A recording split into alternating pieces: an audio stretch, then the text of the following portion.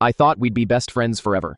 Then we didn't speak for 6 years. I hadn't spoken to Emil in 6 years, not after what happened. Not even when his mother passed last summer, though I came close. I almost called, almost walked down the road we used to bike on when we were 13 and thought we'd be best friends until we were 80. I don't remember why we fell out of touch. That's the cruel part. You expect betrayal or anger to burn itself into memory, but silence is quieter than grief, slower than decay. I just remember waking up one day and realizing we hadn't talked in months. Then it became a year, then 6. But last week, I saw him.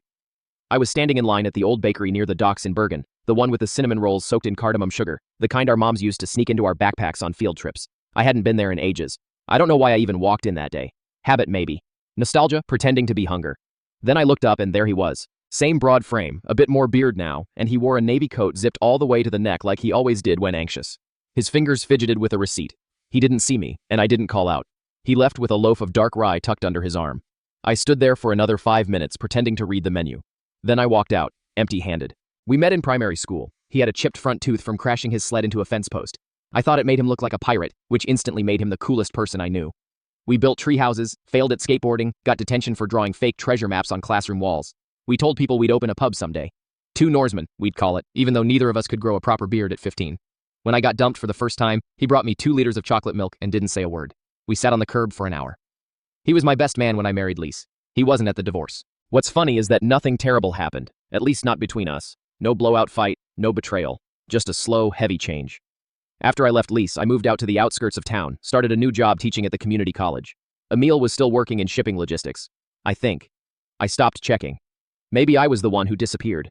It didn't feel like it at the time. I just needed space. I told myself real friends understand when you go quiet for a while, but maybe a while turned into something else. The next morning, I walked to his street. I told myself I'd just pass by, just to see if he still lived there. His window was lit. There was a ceramic mug on the sill with a crack down one side. I gave him that mug 10 years ago as a joke after he dropped mine during a football match. To replace what you destroy, I'd said. He kept it. I kept walking. 3 days later, I left a note in his mailbox. It was short. I wrote, "Hey, I saw you at the bakery. Didn't know if I should say hi. I hope you're well. Anders." I didn't leave my number. I figured he still had it, or he didn't want it. Either way, I could live with that. 2 days passed. Then I got a message.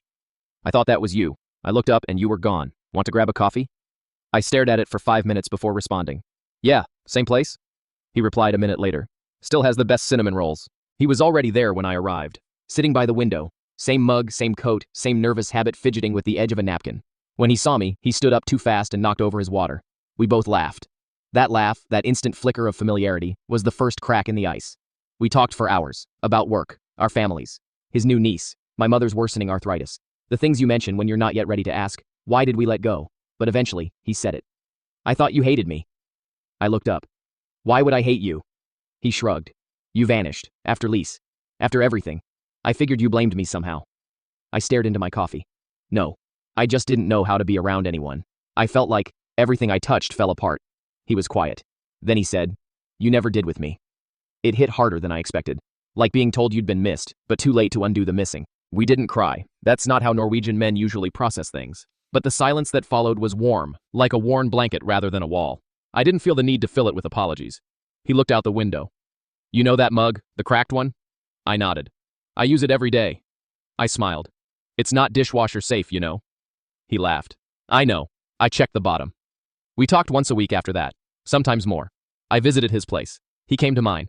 We grilled fish on the balcony like we used to. It wasn't the same, but nothing ever is after years apart.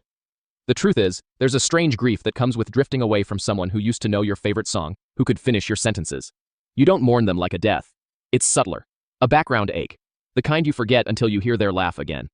Reconnecting didn't erase that time. We didn't pretend we'd never fallen apart, but we chose not to stay broken. A month ago, he sent me a photo. He was standing in front of a building with a brand new wooden sign, 2 Norsemen Café. I found a place, he'd written. I want you in on it, just like we always said. I stared at the photo for a long time. Maybe this is what forgiveness really looks like. Not an apology, not a confession, just an invitation to keep building.